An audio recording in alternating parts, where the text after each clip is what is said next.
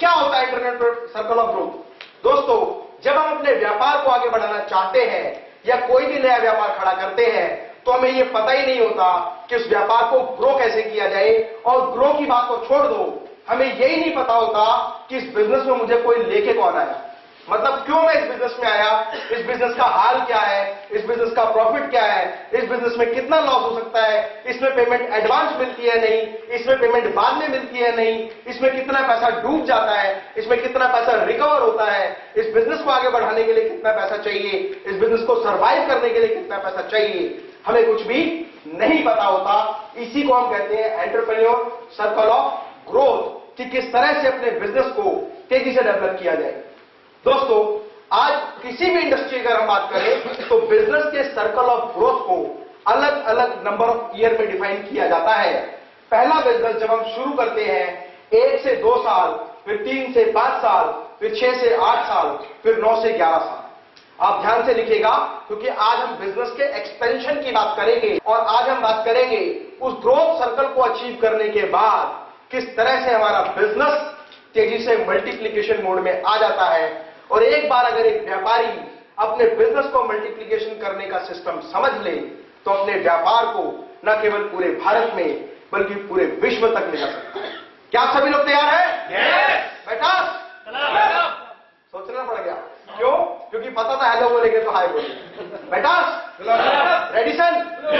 ठीक है, ध्यान रखना, टीम है और टीम में भी पूछ सकता हूं मैं। फाइन। तो पहले अगर हम बात करते हैं सर्कल ऑफ ग्रोथ की 0 to 1 ईयर, 1 साल या 2 साल तक के बारे में जब हम बात करते हैं तो पहले वाले स्टेज को हम बोलते हैं ग्रोपिंग स्टेज। ग्रोपिंग स्टेज क्या स्टेज होती है?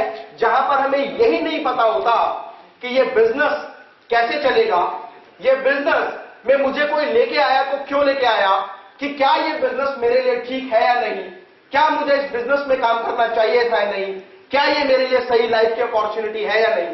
मैं तो केवल या तो खुद आ गया या किसी को देख के आ गया या मेरा कोई साथी मुझे बिजनेस में ले आया या किसी ने मुझे इस बिजनेस में धकेल दिया, मुझे पता ही नहीं था मुझे अपने जीवन में इस बिजनेस में क्यों आना था, या पता नहीं कोई मुझे इस बिजनेस में क्यों लेके आ गया। और ज्यादातर 90% लोगों के साथ यही प्रॉब्लम है। उनसे अगर पूछो लाइफ में क्या बनना चाहते थे तो वो कहते हैं मैं डॉक्टर बनना चाहता था, कोई कहता है मैं फौजी बनना चाहता था, कोई कहता है मैं इंजीनियर बनना चाहता था, कोई कहता है मैं चार्टर्ड अकाउंटेंट बनना चाहता था। लेकिन क्या हर व्यक्ति अपने उस सपने को, उस टारगेट को पूरा कर पाया? किसी भी व्यापार में आप हैं, शायद आपने कभी सोचा नहीं होगा कि मुझे अपनी लाइफ में बड़े होकर इस बिजनेस को करना है। पहले वाले हम सर्कल को बोलते हैं ग्रोपिंग स्टेज। एक वो स्टेज जहां पर उस बिजनेस की मुझे कोई नॉलेज नहीं होती, मुझे तो केवल दूसरों ने धकेल दिया या मुझे समझ में आया तो मैंने इस बिजनेस को कर लिया। इसको हम ज्यादा टॉपिक को लेंगे नहीं, क्योंकि पिछली क्लास में डिस्कस कर चुके हैं। तो 3 से 5 साल की जो स्टेज होती है उसको हम प्रोग्रेसिव स्टेज कहते हैं। ये वो स्टेज होती है जहां पहले 2 साल में बिजनेस के सिस्टम को हम अच्छी तरह से समझ जाते हैं। हमें पता होता है इस बिजनेस को कैसे चलाना है, हमें पता होता है इसमें कितना पैसा मारा जाता है, हमें पता होता है पैसा एडवांस मिलेगा, हमें पता होता है पैसा बाद में मिलेगा, हमें पता होता है कि कब कैसे इस बिजनेस को चलाया जाएगा। और जब 1 से 2 साल में हम उस बिजनेस के सिस्टम को समझ लेते हैं, फिर हमारा मन करता है कि क्यों ना इस बिजनेस को प्रोग्रेस में लाया जाए। और जब भी हम सोचते हैं अपने बिजनेस को प्रोग्रेस में लाना होता है तो सबसे पहले हम चाहते हैं कि हमारे साथ के लोग हमें सपोर्ट करें। और साथ के लोगों की सपोर्ट को पाने के लिए हमारे जितने सगे संबंधी करीबी लोग होते हैं हम उनको पकड़कर अपने साथ अपने बिजनेस में ले आते हैं। तो अपनी लाइफ में कुछ नहीं कर रहा है उसको अपनी लाइफ में ले आते हैं कि तू वहां कुछ नहीं कर रहा, तू मेरे साथ आ जा, मैं तुझे एक नया काम सिखाऊंगा और हम लोग मिलकर इस बिजनेस को आगे बढ़ाएंगे। क्योंकि वो अवस्था ही नहीं होती कि मैं महंगे एम्प्लॉय को हायर कर पाऊं, वो तरीका ही नहीं पता होता कि किस तरह से बिजनेस में प्रोग्रेस करनी होती है।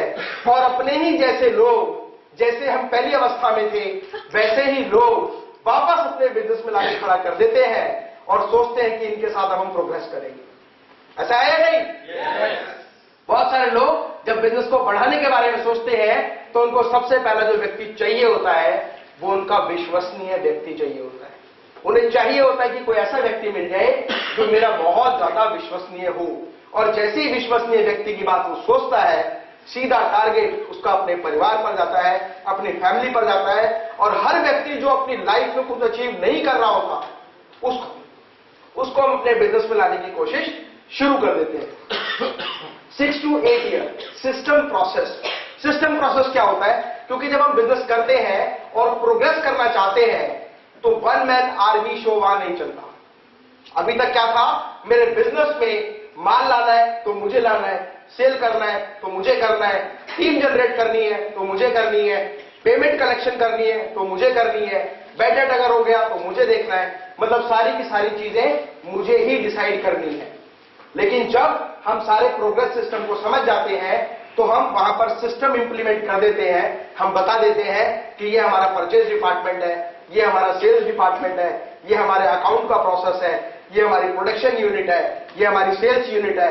अलग अलग डिवीजन बनाना शुरू कर देते हैं और उसके बाद 9 से 11 साल में हम लोग एक्सपेंशन मोड में आते हैं और हम सोचते हैं कि आज के बाद मैं अपने बिजनेस को डेवलप करना शुरू करूंगा और मैं चाहूंगा कि मेरा बिजनेस न केवल पूरे भारत में बल्कि पूरे विश्व तक फैल जाए। This is the entrepreneur circle of growth. लेकिन दुर्भाग्य की बात यह है कि हम में से बहुत सारे लोगों को यह पता ही नहीं होता कि बहुत सारी कंपनी जिन्होंने अपने व्यापार का आकार और प्रारूप बहुत बड़ा किया है वो एक्सपेंशन मोड में कैसे आती है। कई लोग पहले 2 साल नहीं 5-5 साल केवल ग्रोपिंग स्टेज में निकाल देते हैं। कई लोगों से आपने सुना होगा कि मैं पिछले 12 वर्ष से बिजनेस कर रहा हूं और 12 वर्ष से बिजनेस करने के बावजूद भी मेरे व्यापार इस कंडीशन पे आ जाता है कि पता नहीं कब ये बिजनेस बंद हो जाएगा, क्योंकि उसको बिजनेस के सिस्टम के बारे में नहीं पता होता। और बहुत सारे लोग जो प्रोसेस सिस्टम में तो होते हैं, प्रोग्रेसिव सिस्टम में तो होते हैं, लेकिन उनको ये नहीं पता होता कि इसमें ऑटोमेशन कैसे किया जाए कि मेरा बिजनेस मेरे होने या मेरे ना होने से कैसे चलेगा। वो हमेशा अपने उन साथियों के ऊपर डिपेंडेंट रहते हैं कि अगर एक भी पिलर हिल गया तो मेरा बिजनेस वापस बंद होने की कगार पर आ जाएगा। क्योंकि प्रोग्रेसिव मोड में वो अपने जैसे ही लोगों को अपने व्यापार में अपने साथ लेके आते हैं और ये विश्वास करते हैं कि मेरी तरह बिजनेस मेरे चाचा का लड़का भी करेगा, मेरी तरह बिजनेस मेरे मामा का लड़का भी करेगा। क्योंकि वो अगर कहीं परफॉर्म नहीं कर पा रहे थे तभी वो बिजनेस में आपके साथ आए। अगर वो अपने बिजनेस में बेस्ट कर रहा होता तो वो कभी भी आपके साथ बिजनेस में नहीं आता। लेकिन प्रोग्रेस करने के लिए सबसे पहले हम अपने करीबी लोगों को लेकर आते हैं और कई बार तो जीवन पूरा लगा देते हैं लेकिन फिर भी प्रोग्रेस नहीं कर पाते क्योंकि हमें पता ही नहीं होता प्रोग्रेस का सिस्टम क्या है। प्रोग्रेस करने के बाद हम कभी भी उसमें कोई भी सिस्टम इंप्लीमेंट नहीं कर पाते क्योंकि हमारे पास ऐसे एम्प्लॉय नहीं होती, ऐसे स्किल नहीं होता, ऐसा तरीका नहीं होता कि किस तरह से बिजनेस को तेजी से एक्सपेंशन मोड में लाया जाए। तो हम बात करेंगे बिजनेस के ऐसे सिस्टम की जिसमें क्षमता है आपके काम करने के तरीके को न केवल पूरे भारत में बल्कि पूरे विश्व तक पहुंचाने के लिए। क्या आप सभी लोग तैयार हैं? Hello hello hello. दोस्तों ध्यान रखिए, जीवन में कभी भी कोई प्रेजेंटेशन किसी को देनी हो तो 2 चीजें उसमें शामिल होनी चाहिए। नंबर 1 आपकी बॉडी लैंग्वेज और नंबर 2 आपके वर्ड्स। और बहुत सारे लोग कभी भी प्रेजेंटेशन देते हैं तो वहां पर वो दोनों चीजों का ध्यान नहीं रख पाते। और यदि आप दोनों चीजों का ध्यान रखते हैं तो हमेशा आपकी बिजनेस प्रेजेंटेशन बहुत बेस्ट प्रेजेंटेशन कहलाती है। एक छोटा सा एग्जांपल हम लोग कर लेते हैं, एक छोटा सा प्रैक्टिकल कर लेते हैं। मैं आपको बहुत सारी चीजें बोलूंगा और मैं आपको बहुत सारी चीजें दिखाऊंगा, आपको मुझे फॉलो करना होगा। आप सभी लोग तैयार हैं? तैयार है? फाइन। सभी अपना लेफ्ट हैंड उठा लें। लेफ्ट हैंड उठाने के बाद थंब दिखाएं। थंब दिखाने के बाद एक फिंगर दिखाएं। एक फिंगर के बाद 2 फिंगर दिखाएं। 2 के बाद थंब दिखाएं। थंब के बाद पंच दिखाएं। पंच के बाद थंब दिखाएं। थंब के बाद 5 फिंगर दिखाएं। 5 फिंगर के बाद 1 फिंगर दिखाएं और 1 फिंगर को घुमाकर अपने लिप्स पर लेकर जाएं और एज इट इज रुक जाएं। अगर आप ध्यान से देखेंगे ना सभी जगह पीछे गर्दन घुमा के, तो कितने सारे लोग हैं जिनका हाथ यहां पर है और कितने सारे लोग हैं जिनका हाथ यहां पर है और दोनों ही बिल्कुल ठीक है। ऐसा नहीं कि जिसने यहां रखा तो देख रहे हैं, इसको तो पता ही नहीं चला क्या कहा था, और जिसने यहां रखा होगा इसको सुनाई नहीं दिया क्या कहा था।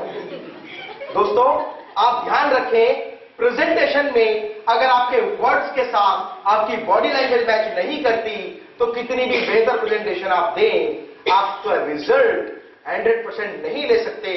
क्योंकि कुछ लोग आपकी बात को सुनते हैं और कुछ लोग आपकी बॉडी लैंग्वेज को देखकर समझते हैं। जैसे मैं बोलूं कि विश्व की बहुत बड़ी कंपनी, नहीं छोटी है। अगर मैं बोलूं कि बहुत छोटी कंपनी, नहीं तो बड़ी, दोनों बातें मैच नहीं कर रही।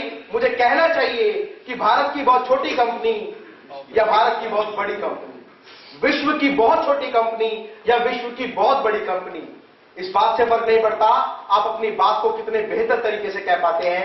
इस बात से फर्क पड़ता है कि दूसरा व्यक्ति आपकी बात को कितने बेहतर तरीके से समझ पाता है। दूसरे व्यक्ति तक अपना मैसेज पहुंचाना ज्यादा इंपॉर्टेंट है, ना कि जिस तरह से आप बताना चाहते हैं वो इंपॉर्टेंट है। दोस्तों ध्यान रखिए, बिजनेस में कभी भी आगे बढ़ना है तो न केवल आपकी बल्कि आपकी सेल्स की टीम की पूरी प्रेजेंटेशन देने का तरीका बिल्कुल ऐसा होना चाहिए कि सामने वाले व्यक्ति को हिप्नोटाइज कर दे और डील को मैच्योर करके ही वहां से निकले। एक मिठाई की दुकान, क्या मिठाई का बिजनेस एक नया बिजनेस है? बहुत पुराना। कब से चलता आ रहा है मिठाई का बिजनेस? सदियों से, राजा महाराजाओं के समय से। ऐसा है या नहीं? यस और नो? बेटास ज्ञान, हाँ, क्योंकि वर्ड लंबा है इसीलिए प्रॉब्लम है। ज्ञान, the coach of success. Ready sir? Hello, great. ये एक मिठाई की शॉप है।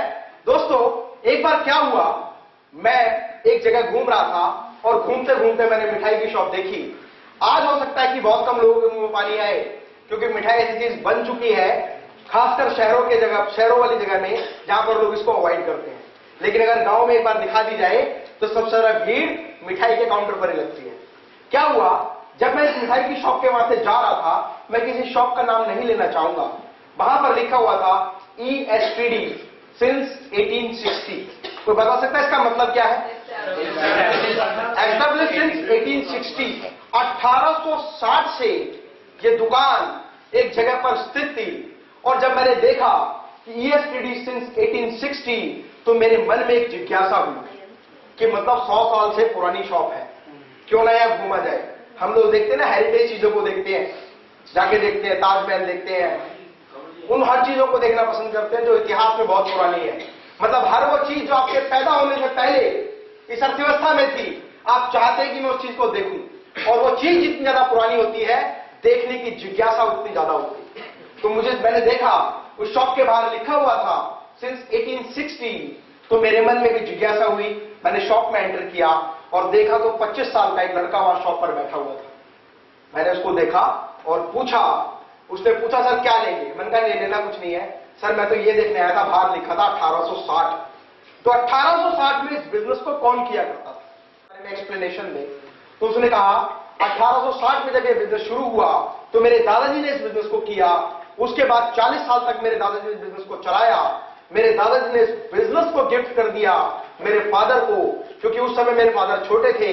40 साल में वो बड़े हुए, बड़े होने के बाद मेरे दादाजी ने बिजनेस मेरे पिताजी को दिया और 60 साल तक मेरे पिताजी ने इस बिजनेस को चलाया। 60 साल तक बिजनेस चलाने के बाद जब मैं कॉलेज पास करके बाहर आया तो मेरे पिताजी ने कहा कि बेटा तुम्हें हमारे पुश्तैनी व्यापार पर बैठना है, और तब से मैंने इस बिजनेस को चलाना शुरू कर दिया।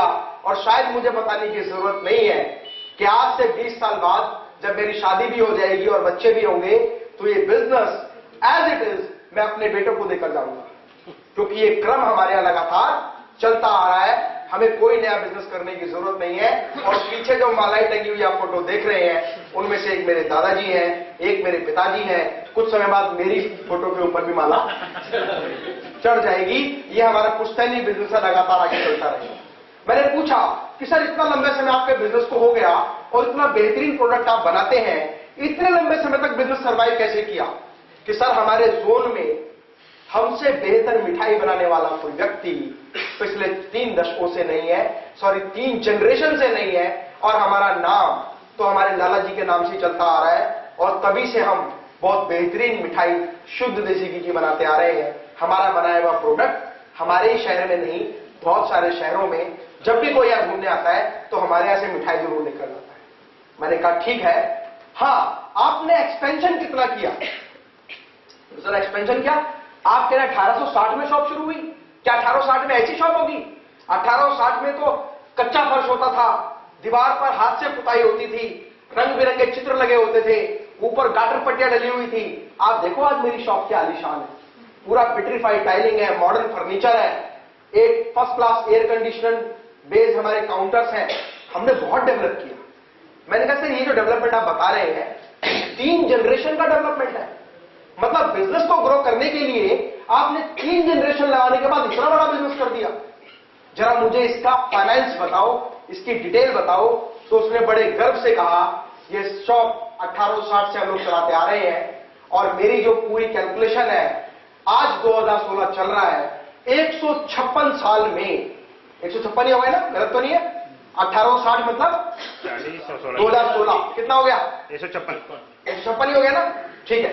156 साल में उसने बड़े गर्व से कहा कि आज मेरे पास 30 लोगों का स्टाफ है मुझे मिला के, लाइक अ वर्कर। आज मेरे पास 30 लोगों का स्टाफ है मुझे मिला के, मतलब 29 लोग हैं, फाइन।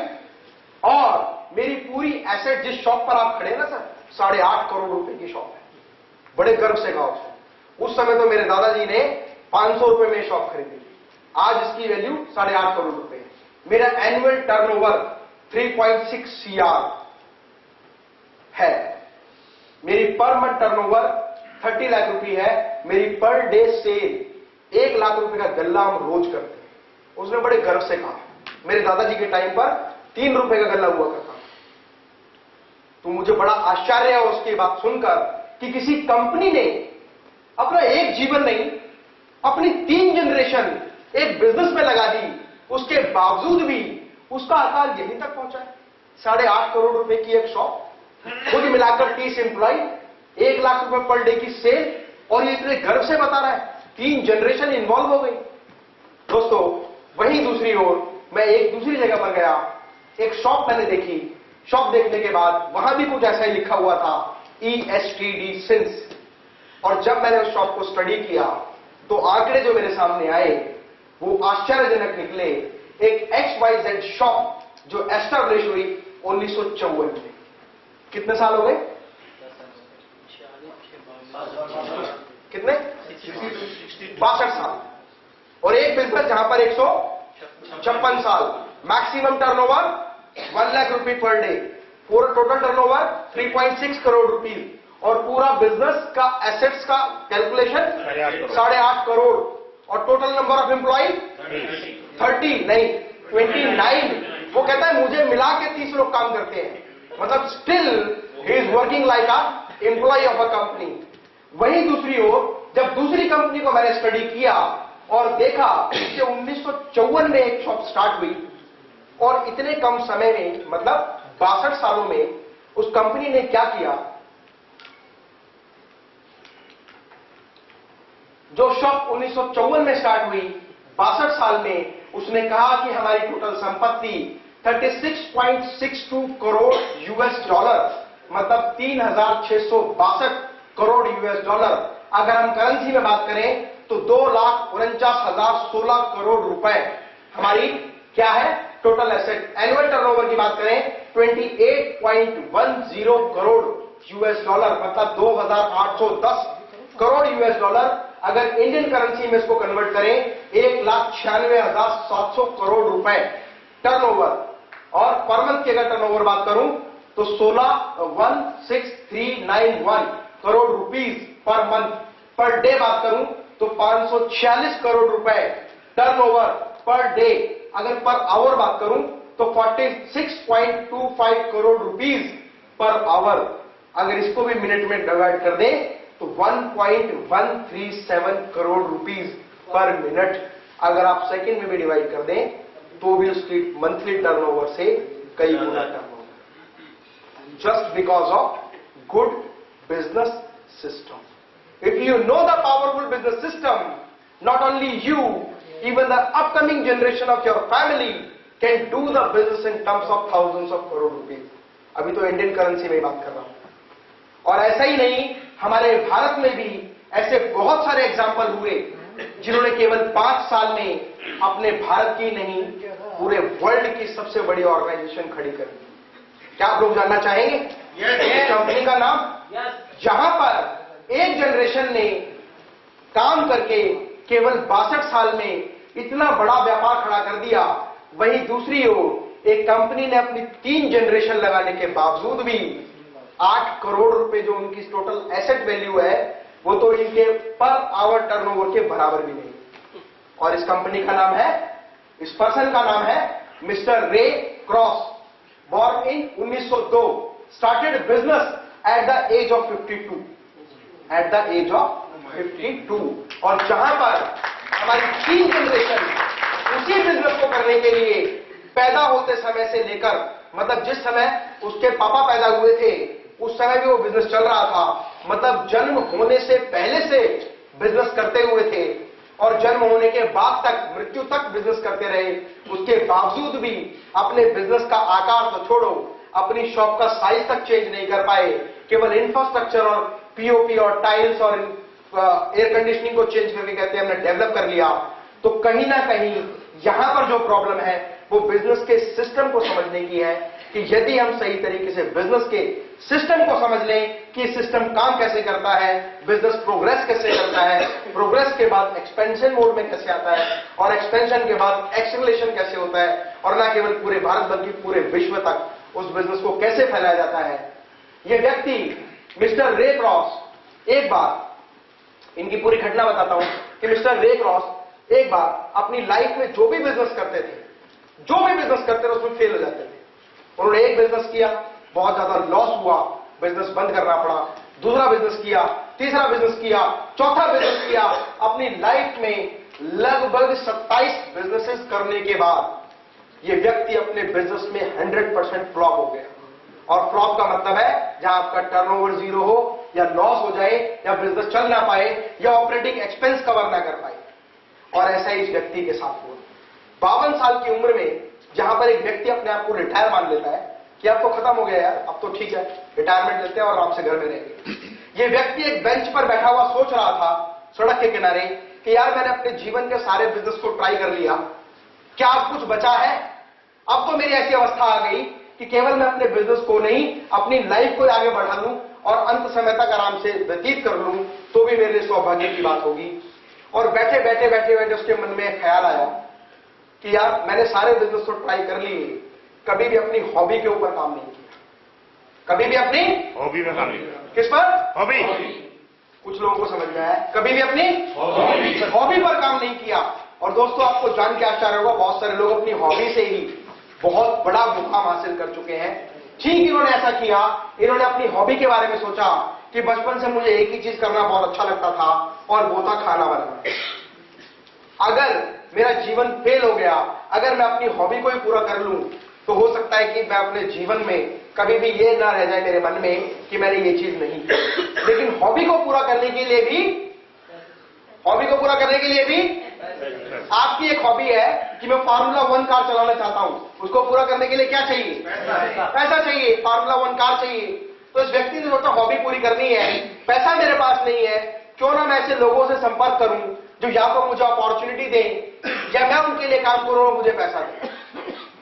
इस व्यक्ति ने अपने जोन में एक फैमिली से बात की कि मैडम मैं बहुत अच्छा डिलीशियस फूड बनाता हूं, आप मुझे एक अपॉर्चुनिटी दो, आपके यहाँ कभी भी कोई पार्टी हो, कोई काम हो, आप मुझे बुलाओ, मैं आपके यहाँ खाना बना के तैयार करूंगा। उसने कहा ठीक है। एक लेडी से कहा, 2 से कहा, 3 से कहा, पूरे मोहल्ले में जितनी भी लेडीज थी, जितनी भी फैमिलीज थी, सबको एक ही रिक्वेस्ट की। और अचानक एक दिन उनको कॉल आया कि आज हमारे यहाँ किटी पार्टी है और मेरा सर्वेंट चला गया, क्या आप मेरे यहाँ के खाना बना सकते हैं? उसने कहा मैडम ये अपॉर्चुनिटी तो मैं ढूंढ रहा था। वो व्यक्ति उस लेडी के यहाँ पहुंचा, पार्टी के लिए पूरा खाना बनाया और खाना बनाने के बाद सर्व किया तो जितने भी लोगों ने पार्टी में वो खाना खाया उनको बहुत बेहतर पसंद आया और उन्होंने कहा कि क्या आप ये खाना हमारे एरिया में आके भी बना सकते हैं? उसने कहा व्हाई नॉट, आई एग्री। और एक एक करके धीरे धीरे कई लोगों के यहाँ गया और खाना बनाया, थोड़े थोड़े पैसे इकट्ठे करने शुरू किए। लेकिन बहुत सारे लोग ये कहते थे, बहुत सारी लेडीज ये कहती थी कि खाना तो बहुत जबरदस्त है, क्या मैं आपको $100 दूंगी, इसकी इंग्रेडिएंट्स मुझे बता दो, मतलब जो भी खाना आपने बनाया उसमें क्या क्या कितनी मात्रा में डाला ये मुझे बता दो। उसने कहा मैडम मेरे प्रोफेशन का यही एक सीक्रेट है, ये नहीं बताऊंगा, खाना इतनी मर्जी और बनवा लो। एक लेडी ने कहा अच्छा अगर हम इसका बिजनेस करें तो? उसने कहा मैडम मेरे पास पैसे नहीं है। अरे बिजनेस के लिए पैसे की जरूरत नहीं होती, आपका प्रोडक्ट बहुत अच्छा है, आप मेरे हस्बैंड से बात करो, हमारी एक शॉप खाली पड़ी हुई है, वहां पर ये खाना बनाना शुरू करते हैं।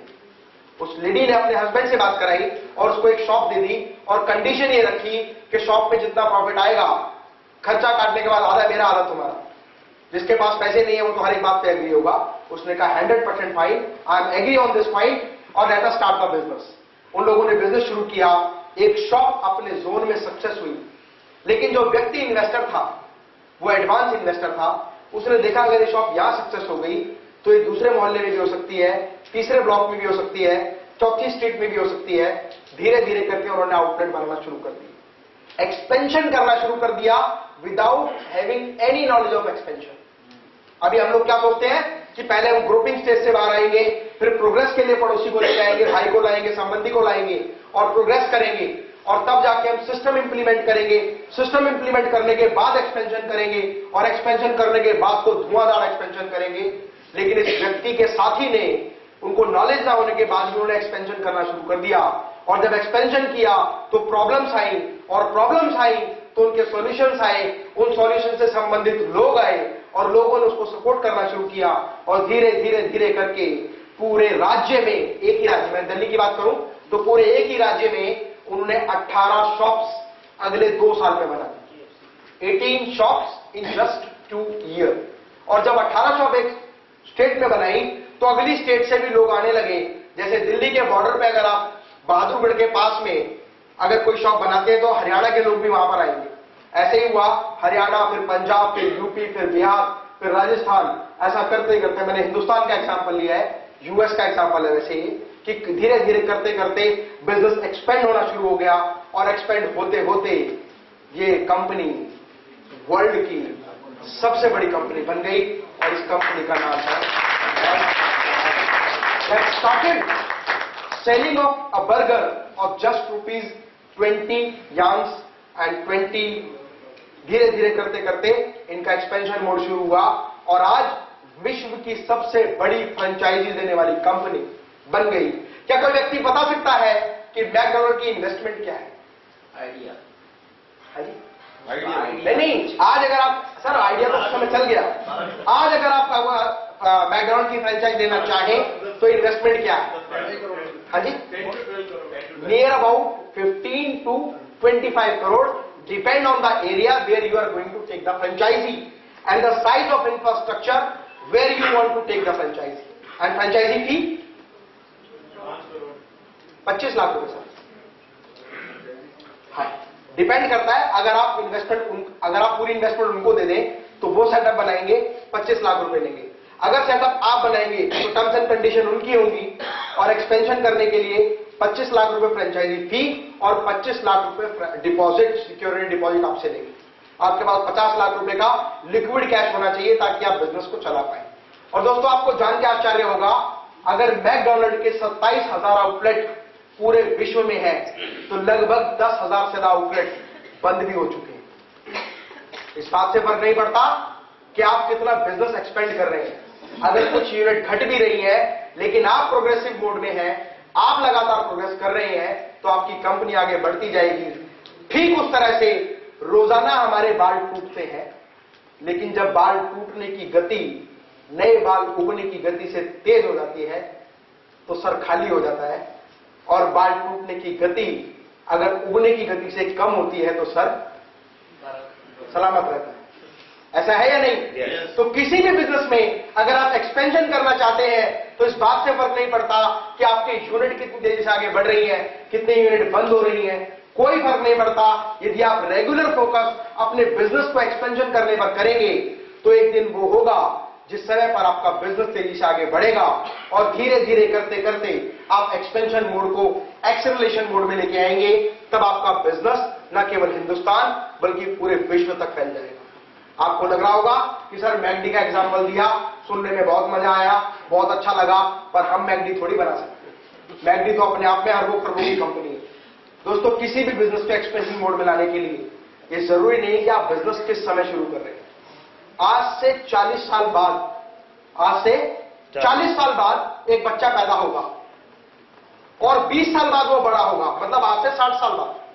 तब तक हम में से बहुत सारे लोग भी होंगे, वो व्यक्ति भी आकर इसी इंडस्ट्री में, इसी जगह पर आपके बिजनेस को डिफीट करके आपसे कई गुना आगे निकल जाएगा। तो आप प्रेजेंट कंपटीशन की बात कर रहे हैं कि मेरी इंडस्ट्री में कंपटीशन है, आज के समय में प्रतियोगिता है, और आज की प्रतियोगिता को मैं कैसे पार करूं, मैं कैसे बिजनेस को बढ़ाऊं, आज मंदी का दौर है, किस तरह से डेवलप करूं। लेकिन अगर आप बिजनेस के